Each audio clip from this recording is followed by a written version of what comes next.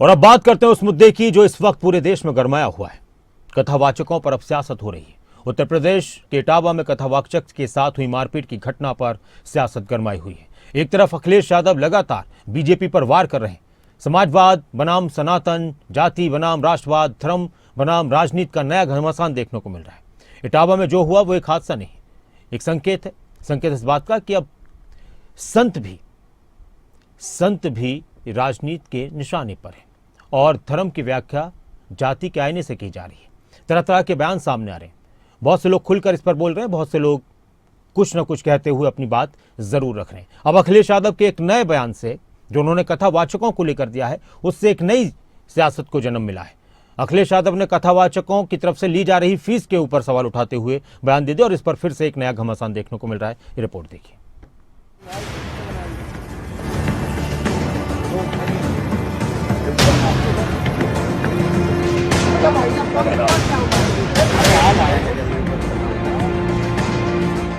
UP के इटावा का दानपुर गांव, जहां धर्म के नाम पर हुई दरिंदगी ने इंसानियत को शर्मसार किया है। कथावाचक मुकुटमणि यादव और उनके सहयोगी संत कुमार यादव को पीटा गया, सिर के बाल काट दिए गए, चोटी नोच दी गई और जाति सूचक गालियां दी गई। आरोप है कि ब्राह्मण समुदाय के कुछ लोगों ने उनकी चोटी काट दी। अब इस जुर्म पर यूपी की सियासत गरमाई है। अखिलेश यादव बीजेपी पर बरसे। अगर भाजपा को लगता है कि भागवत या कोई कथा कहने पर एक वर्ग विशेष का ही अधिकार है, तो फिर वो इसके लिए भी कानून बना करके दिखा दें। कई बार कई कानून के लिए बहुत दावा करते हैं लोग,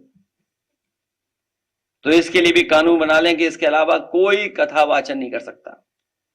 जिस दिन पीडीएस समाज ने अपनी कथा अलग से कहने शुरू कर दी, उस दिन इन परंपरागत शक्तियों का साम्राज्य ढह जाएगा। इटावा कांड पर बागेश्वर धाम के पीठाधीश्वर पंडित धीरेन्द्र शास्त्री ने भी प्रतिक्रिया दी है। जातियों की राजनीति करोगे तो देश बंटाधार हो जाएगा। हमें कास्टिज्म से ऊपर उठकर राष्ट्रिज्म के ऊपर खेल खेलना पड़ेगा। जाति न पूछो साधु की, पूछ लीजिए ज्ञान, मोल करो तलवार का, पड़ी रहने दो म्यान। हालांकि धीरेन्द्र शास्त्री ने इससे आगे भी बयान दिया है। जाति बदल करके आपको दूसरी जातियों के नाम का सहारा लेकर भगवान की कथा कहने के लिए भगवान के साथ फ्रॉडगिरी भी नहीं करनी चाहिए। धीरेन्द्र शास्त्री के बयान पर अखिलेश यादव ने पलटवार किया, बड़ा आरोप लगाया।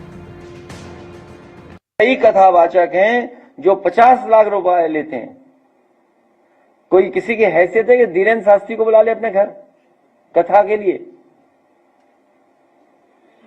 कोई अंडर टेबल लेगा वो बाबा पैसे? आप पता करवा लीजिए, अंडर टेबल नहीं लेते हैं वो धीरेन्द्र शास्त्री। क्या कथा वाचने की पता कितनी कीमत होगी उनकी? फ्री थोड़े नहीं। इटावा में जो हुआ वो सिर्फ एक शख्स के साथ नहीं, बल्कि उस विचार के साथ हुआ है जो धर्म को सबका मानता है।